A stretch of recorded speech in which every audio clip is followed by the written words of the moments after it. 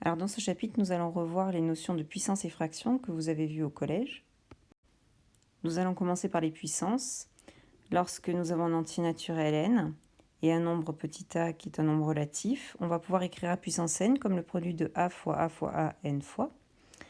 Et lorsque a est non nul, on écrira a puissance moins n, le quotient de 1 sur a fois a n fois.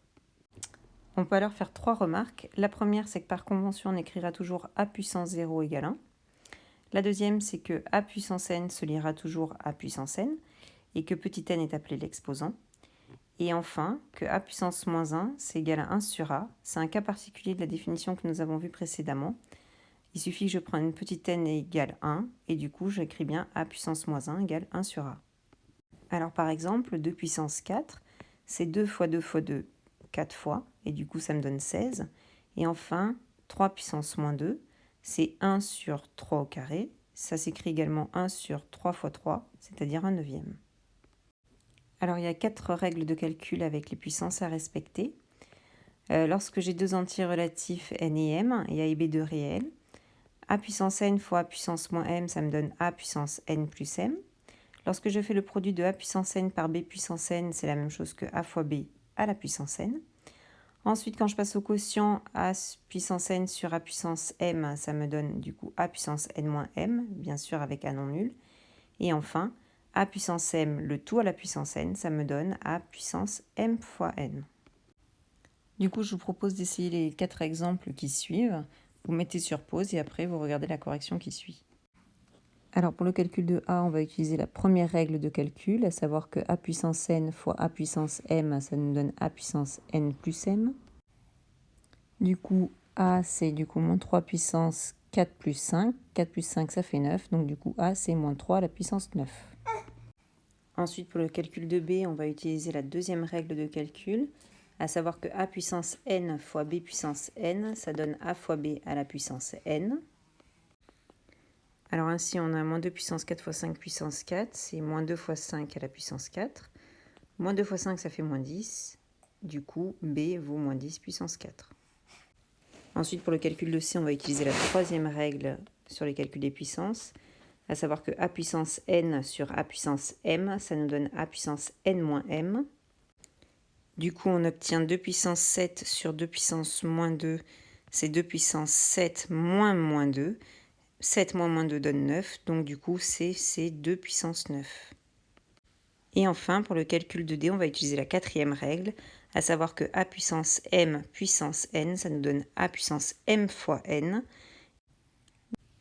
Du coup, on obtient d égale 10 puissance moins 2 fois moins 5, c'est-à-dire 10 puissance 10. On va passer maintenant à la deuxième partie, les fractions. Alors, lorsqu'on a deux nombres n et d avec des non nuls, le quotient de n par d, c'est le nombre qui multiplié par d donne n. On peut donc l'écrire en écriture fractionnaire n sur d. N est appelé le numérateur et d le dénominateur. Une fraction est une écriture fractionnaire dont le numérateur et le dénominateur sont des nombres entiers. S'ensuit alors deux propriétés. La première, c'est qu'un quotient ne change pas lorsqu'on va multiplier ou diviser son numérateur et son dénominateur par un même nombre non nul.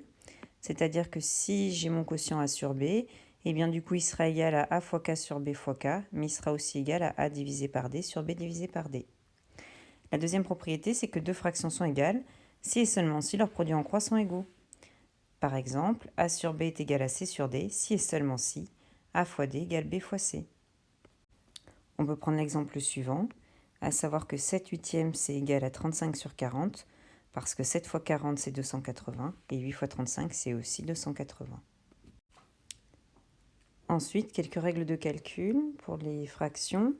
Première propriété, pour additionner ou soustraire deux fractions, il faut d'abord les réduire au même dénominateur si ce n'est pas le cas, et ensuite on ajoute ou on soustrait les numérateurs en gardant le dénominateur.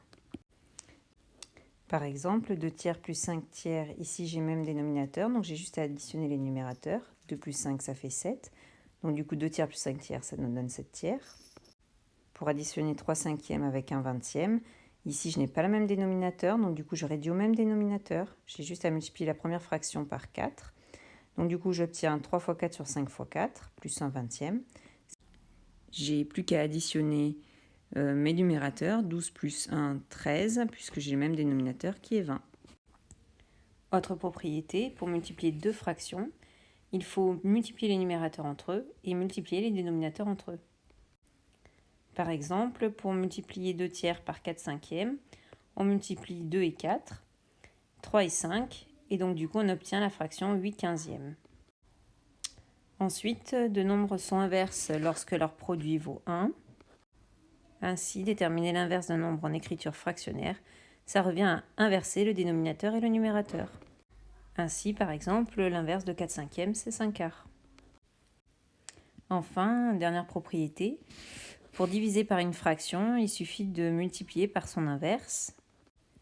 Par exemple, si je souhaite diviser 7 tiers par 2 onzièmes, je multiplie 7 tiers par 11 demi, qui est l'inverse de 2 onzièmes, et j'applique la règle de calcul sur la multiplication de fractions.